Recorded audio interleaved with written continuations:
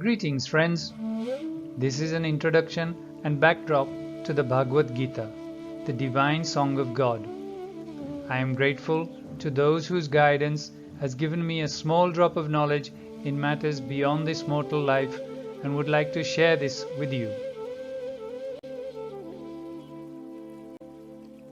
The Bhagwad Gita is set in the middle of the Mahabharata, one of two major Sanskrit epics of ancient India. The other being the Ramayana, but that's for another day. Our story depicts the power struggle between family members, the battle of egos, the battle of ideologies, the fight between good and evil, or is it the struggle within each one of us with ourselves?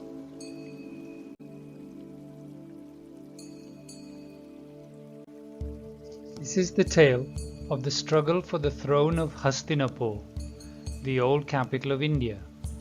The story narrates the infighting between the lineage of the great king Bharat.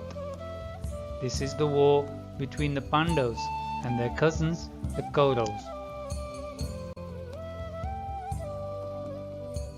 This epic poem is said to have been dictated by sage Vyas, but actually scribed by Lord Ganesh.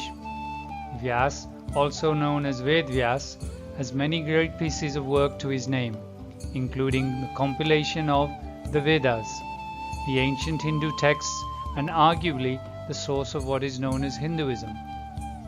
For the Mahabharata, he narrates a sequence of events which may be based on historic fact, yet symbolize the turmoil within each individual and how to overcome this tempest. Further, Vyas is the father of the two main protagonists, Dhritarashtra and Pandu.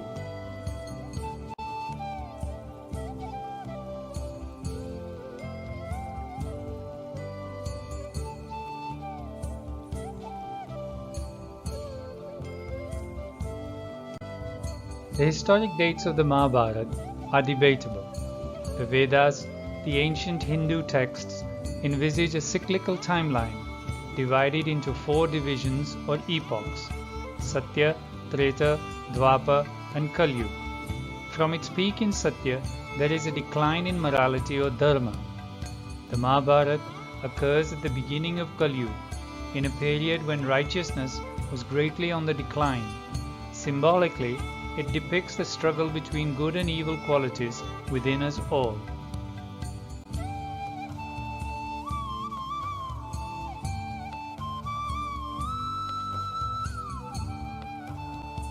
The need of the day is a reversal of this trend. Enter on stage Lord Krishna and the wisdom of the Bhagwad Gita. The Mahabharata and Gita therein guide humanity to function so as to be liberated from cyclical birth and death and the associated misery, to overcome personal desires and ego, to realize an underlying unity in the diversity of the entire cosmos, to not follow unchecked the whims of the mind, and to be guided by intelligent discrimination.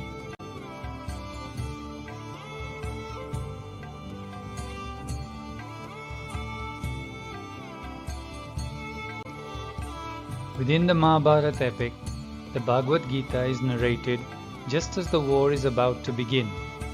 Opposing armies stand facing each other, ready for combat. Arjun, we will meet each character later, asks his friend and charioteer, Lord Krishna, to take him to the middle of the Kurukshetra battlefield.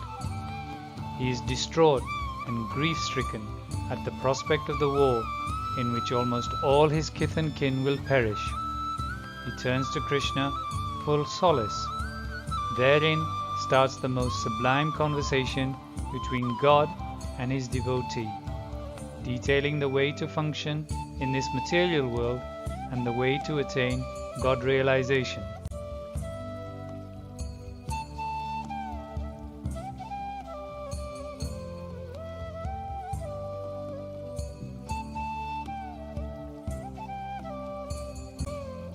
The Gita relates to one of the four great aphorisms presented in the Vedas and which describe the relationship of the individual to the infinite. These Mahavakyas literally great sentences, appear in the Upanishads, and their message is repeated throughout Hindu sacred texts. Brahma is prajna, or wisdom. The Atma is Brahma. Thou art that. I am Brahma.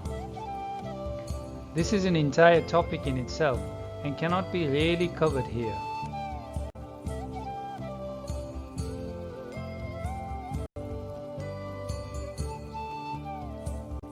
Note that this is Brahman, which is the highest universal principle, the ultimate reality in the universe, the Supreme Self, which is to be attained when one becomes liberated from the cycle of birth and death. This is not referring to Brahma, one of the Hindu trinity of Brahma, Vishnu, Mahesh.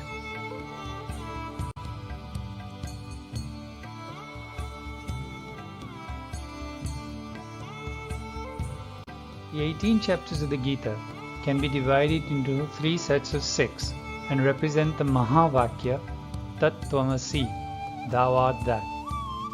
This appears in the conversation between Shvetaketu and his father in the Chandogya Upanishad.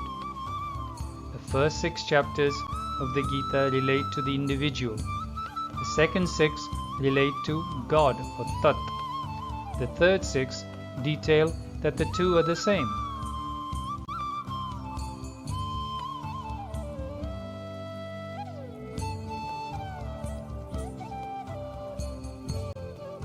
Having covered the basic background, let us turn our attention to the individual actors who make up this epic drama.